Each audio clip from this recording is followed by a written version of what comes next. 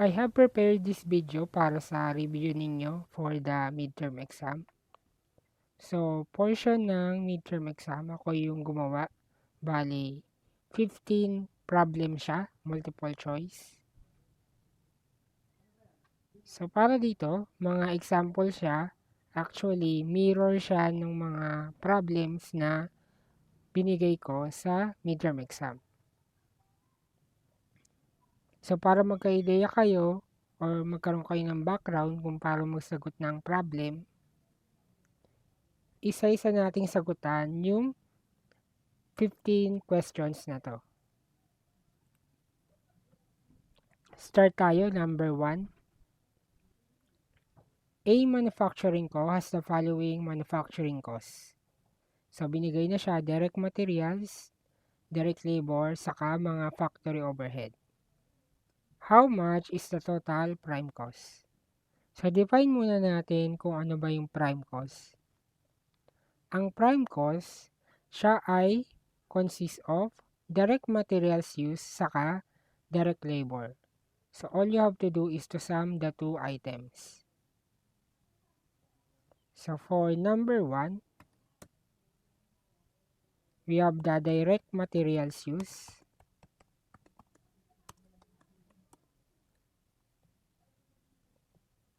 That is amounting to 15,000.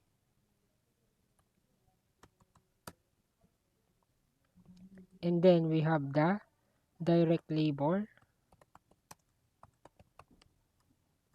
amounting to 10,000.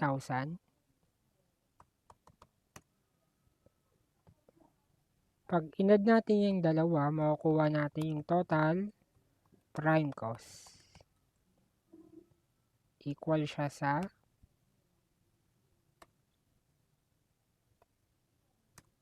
25,000. Next number 2. Using the data in number 1. So, ito rin yung gagamitin mo. How much is the total conversion cost? Kung ang total prime cost ay direct materials and direct labor, ang conversion cost naman ay direct labor plus factory overhead. So, ito yung mga kailangan mo.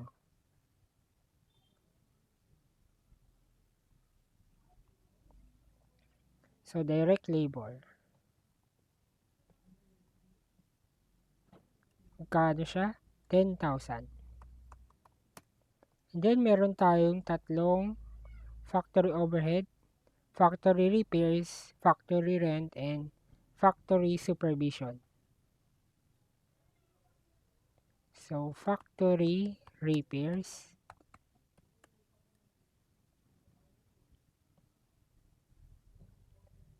$4,000.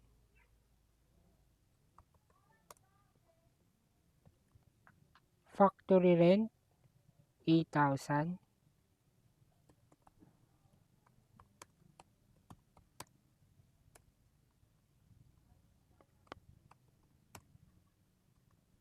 Factory supervision, 15,000.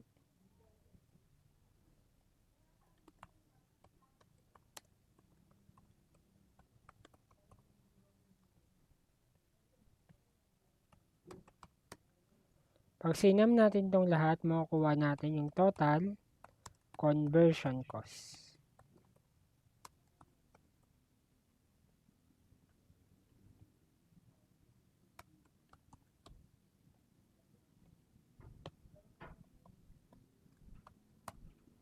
That is 37,000. Requirement number 3.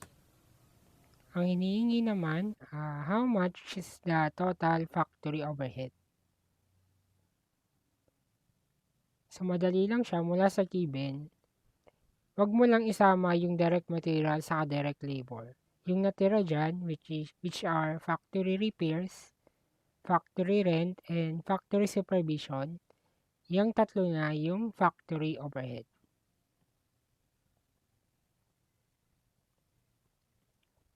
So, factory repairs, that is 4,000. Factory rent, factory supervision. So, ang total factory overhead mo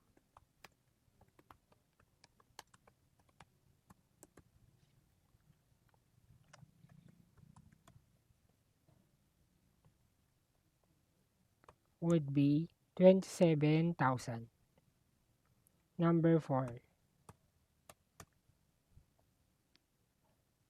Using the data in number 1, how much is the total manufacturing cost? So, ang total manufacturing cost consists yan of direct materials, direct labor, and factory overhead. So, ang kailangan mong gawin, i-total mo lang lahat ng items.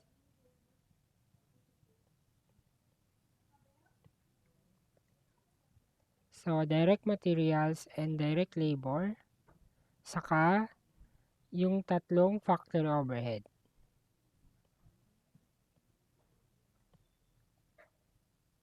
So, 15,000 direct materials use, 10,000 direct labor, 4,000 factory repairs, 8,000 factory rent, and 15,000 factory supervision.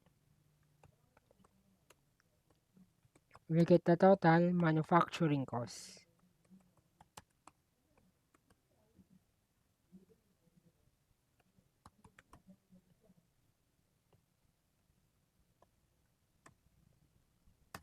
That is 52,000. Number 5.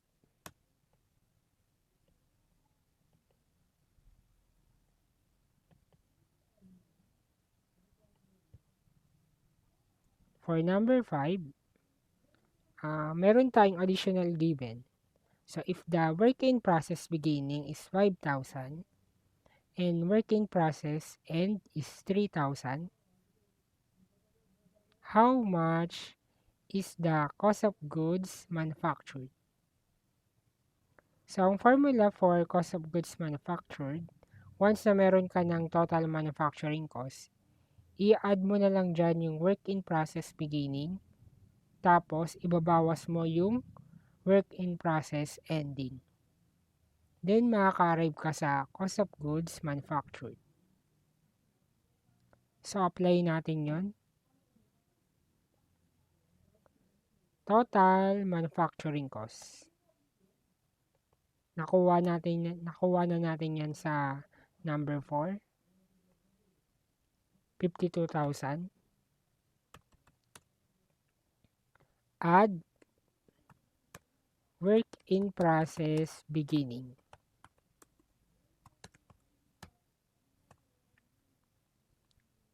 Magkano siya? 5,000.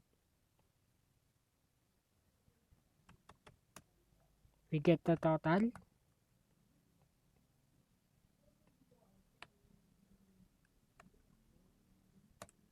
$57,000. Then less work in process and which is 3,000. We get the cost of goods manufactured.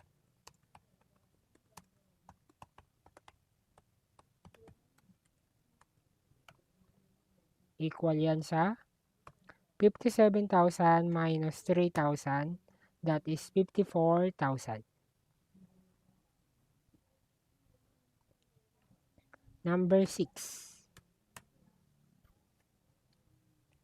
Using the cost of goods manufactured you obtain in number 5. If finished goods beginning is 12,000, how much is the goods available for sale? So, para maka-arrive ka sa goods available for sale, all you have to do is to add the finished goods beginning to the cost of goods manufactured. So, that is very easy. Meron ka ng cost of goods manufactured. Yun ay 54,000. Add mo na lang si finished goods beginning.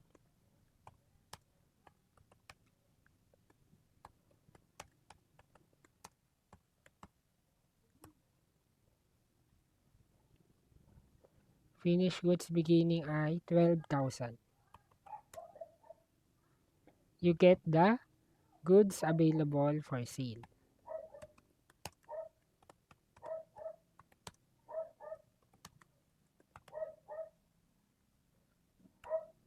So 54,000 plus 12,000, you get 66,000.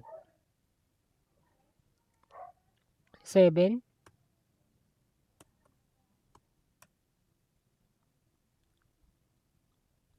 Using the goods available for sale, you obtain in number 5. If finished goods end is 5,000, how much is the cost of goods sold? To arrive at the cost of goods sold, ang kailangan mo lang gawin, isubtract mo yung finished goods ending mula sa goods available for sale. So, di ba na-compute mo na yung goods available for sale? Which is 66,000. So, less mo na lang si finished goods end.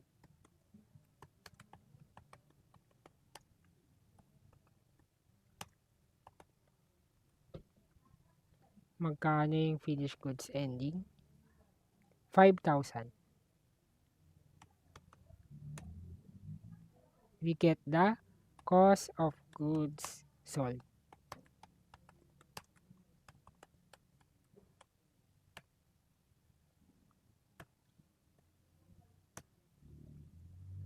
$61,000. Take note na these are examples.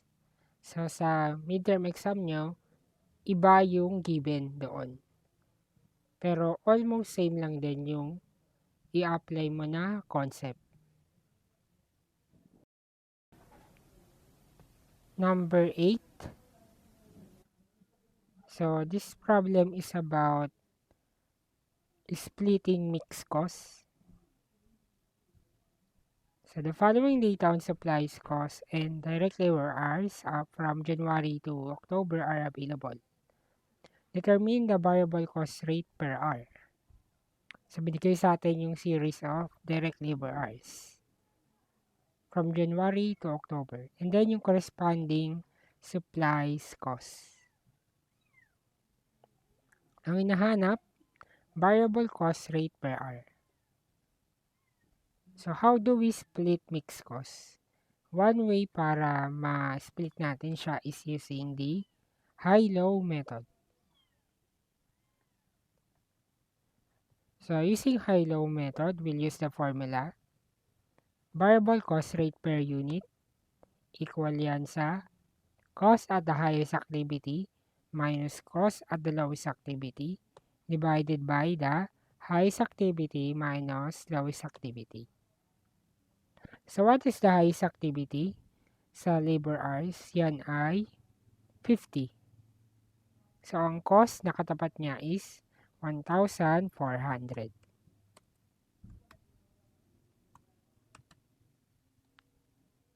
Minus cost at lowest activity.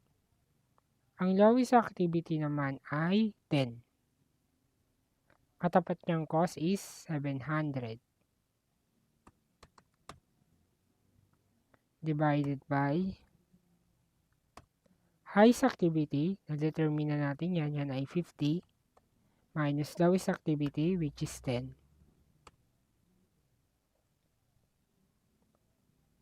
So, apply natin yan. 1,400 minus 700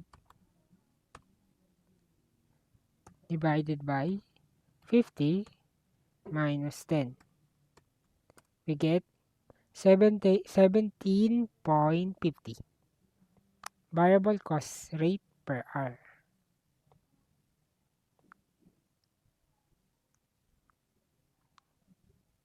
What about number 9? Using the data in number 8 and the variable cost rate per unit you obtain, how much is the fixed cost portion? So, tatanggalin na natin yung variable part para makuha yung fixed cost. You can use either of the either of these two formulas. Either we use the total cost at the highest activity or the total cost at the lowest activity. We will subtract the variable cost per unit, yung product ng variable cost per unit multiplied by the highest activity. So, ano ulit yung total cost natin at the highest activity? Yun ay 1,400. So, minus variable cost rate per unit. Nakuha na natin yan, 17.50. Times highest activity, that is 50 labor hours. We will get the fixed cost. So, 1,400 minus 17.50 times 50. 525. Try din natin isa pang formula. Kasi dapat pareho yan. Kahit ito yung ginamit mo. Total cost at lowest activity, yun ay 700. Minus variable cost rate per hour, 17.50. Multiplied by the lowest activity, which is 10.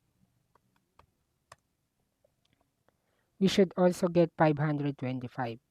So, 700 minus 17.50 times 10.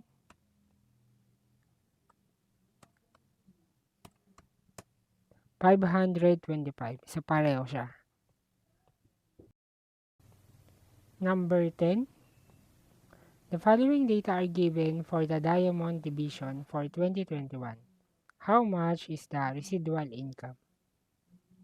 So, ang residual income, under yan ang topic na responsibility accounting. We have operating income, 2 million, operating assets, 4 million, and the minimum required rate of return is 30%. So, how do we compute for the residual income?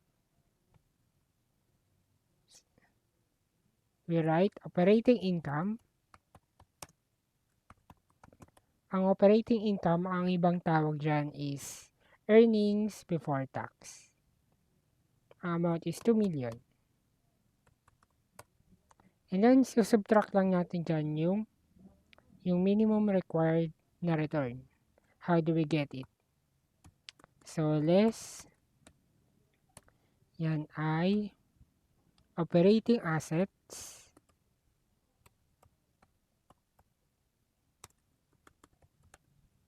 multiply by the minimum required rate of return, 30%.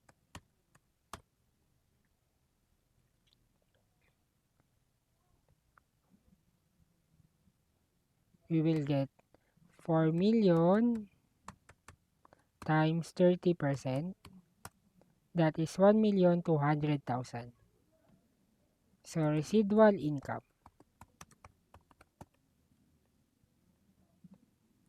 2 million minus 1,200,000. That is 800,000. Number 11. Using the data in number 10. What is Diamond Division's return on investment, ROI? So, how do we compute for return on investment? That is operating income divided by operating assets. Actually, pag ginamit mo to, mag-arrive ka dyan sa decimal number. Para maging, percentage, multiply mo siya by 100.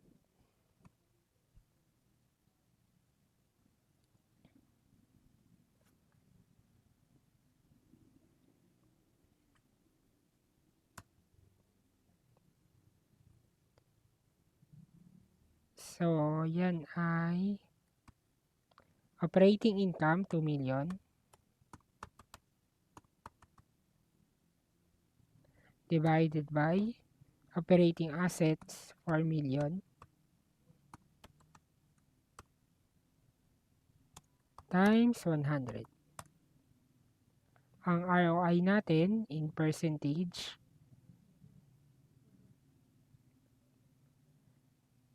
that would be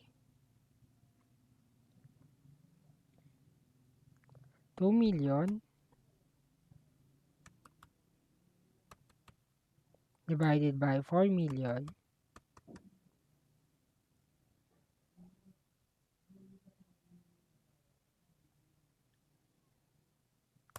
we get 50% return on investment. Number 12. So, using the data below, determine the missing amount. Binigay sa atin, cost of goods manufactured, cost of goods sold, finished goods beginning. Ang nawawala is finished goods end.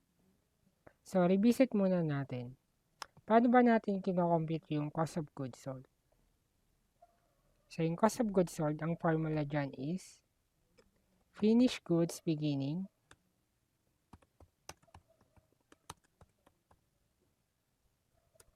add cost of goods manufactured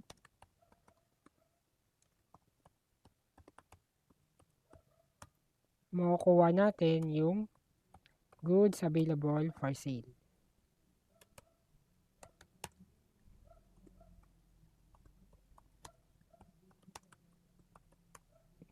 And then, ibabawas natin dyan yung finished goods end.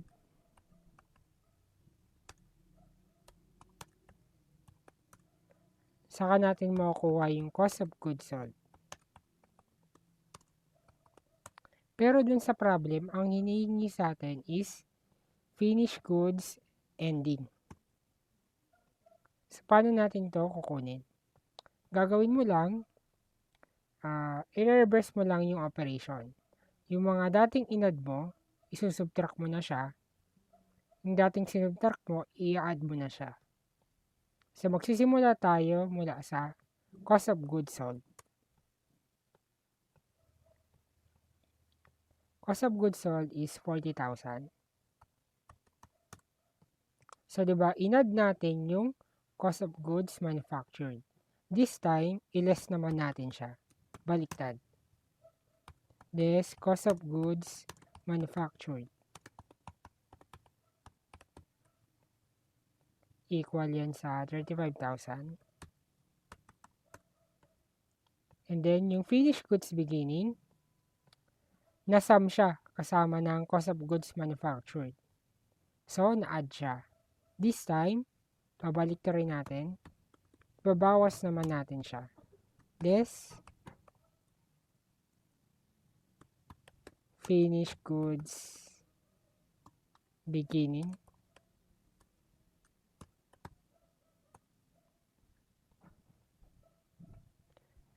uh, 15,000. Then, saka natin makukuha yung finished goods end.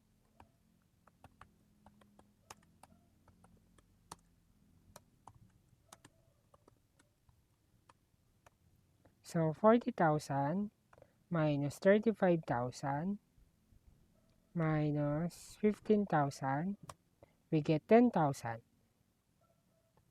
Try natin kung tama ba yung 10,000.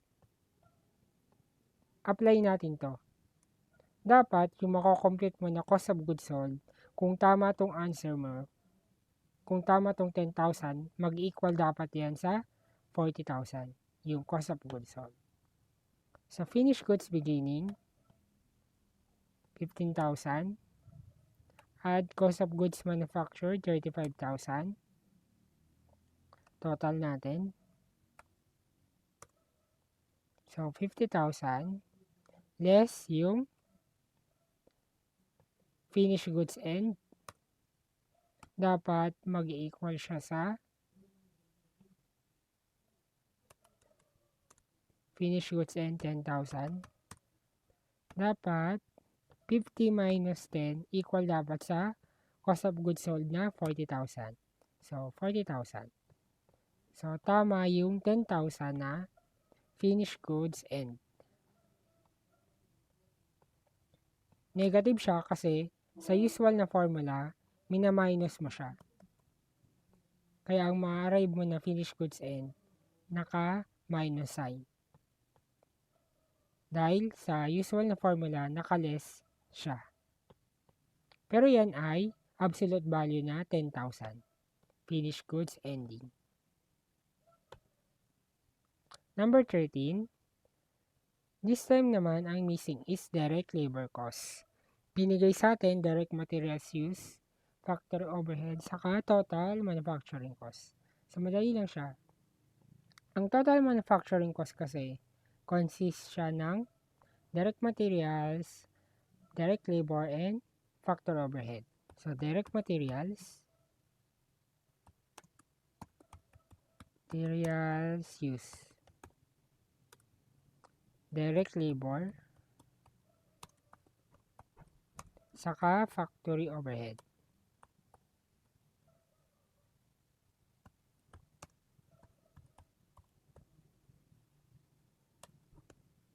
Pag tinotal mo siya,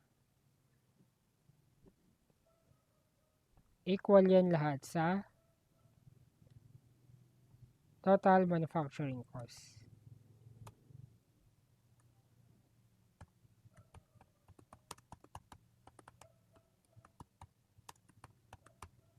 Binigay sa atin yung direct materials use, saka factory overhead, and total manufacturing cost. Ang hinahanap natin is direct labor. So, same approach. Kung ano yung inad mo, this time, isusubtract mo. Baliktad. So, magsimula tayo sa total manufacturing cost.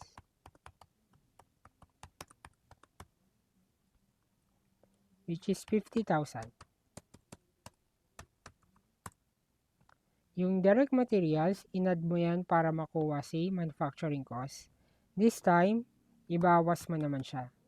So, less direct materials use. 15,000. So, yung direct labor, yung factory overhead, inad mo siya. This time, isubtract mo naman siya. Factory overhead. 10,000. Then, makukuha mo si direct labor. So, 50,000 minus 10 minus 15 minus 10, 25,000. Substitute natin siya dito sa formula. Dapat mag-arrive ka sa 50,000 na total manufacturing cost. So, 25,000. Check natin. 15 plus 25,000 plus 10,000. 50,000. So, tama yung 25,000 na direct labor. Nakuha natin.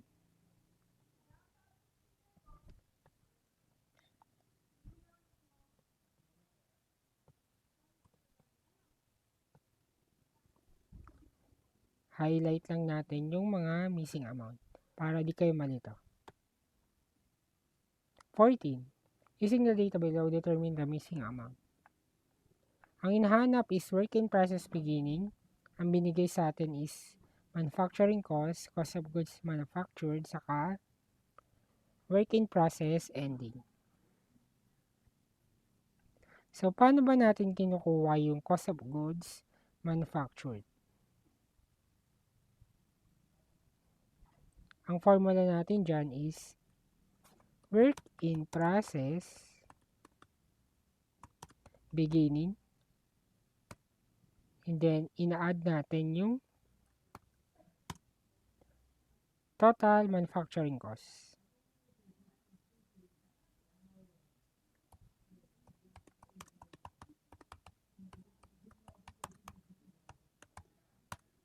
Then we get the total, and then less yung work in process ending. saka tayo makaka-arrive sa cost of goods manufactured. So, latag natin yung given. Total manufacturing cost is 60,000.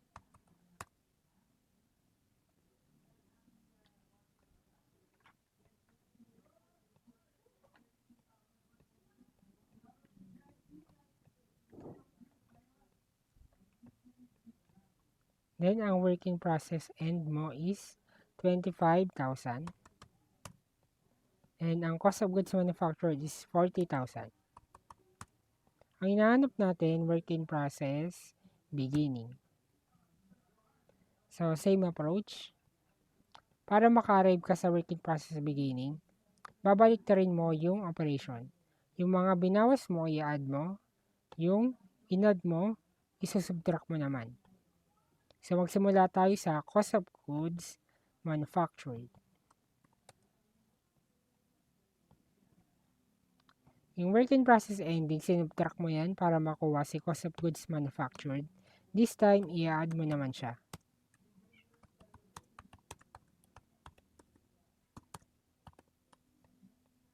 Cost of goods manufactured, 40,000. Add. Working process ending, 25,000. You get the total.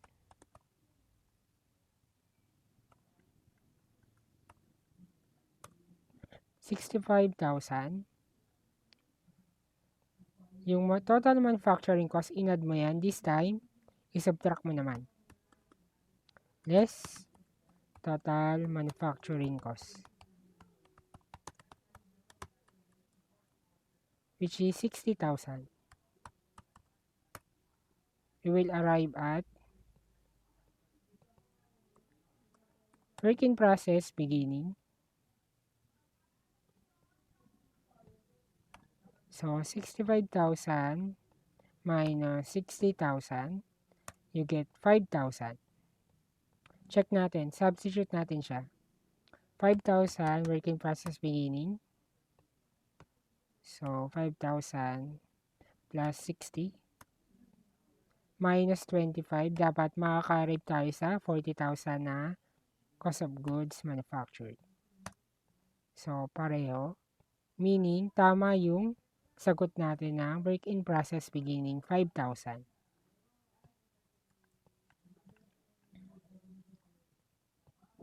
Number 15, last item. Binigyan tayo ng sales amount, gross profit, nawawala yung cost of goods sold. Paano ba natin kinocompute yung gross profit? Yan ay sales less cost of goods sold. Ang ibang tawag sa cost of goods sold is cost of sale. Then, makaka-arrive ka sa gross profit. So, we have sales, 6 million. 600,000 pala. And then, gross profit, 250,000.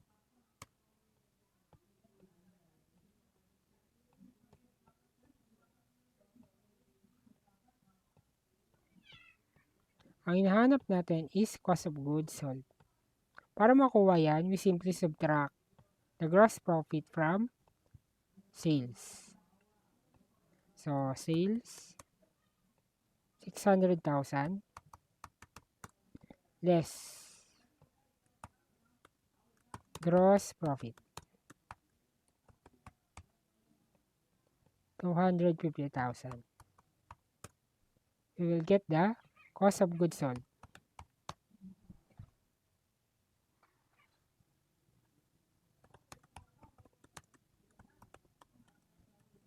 So, 600,000 minus 250,000, 350,000.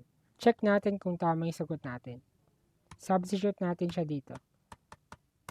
Dapat, makaka-arrive tayo sa gross profit na 250,000. 600 minus 350, 250,000. Meaning, yung sagot natin na cost of goods sold is correct. 350,000. So, that's it for this review lesson.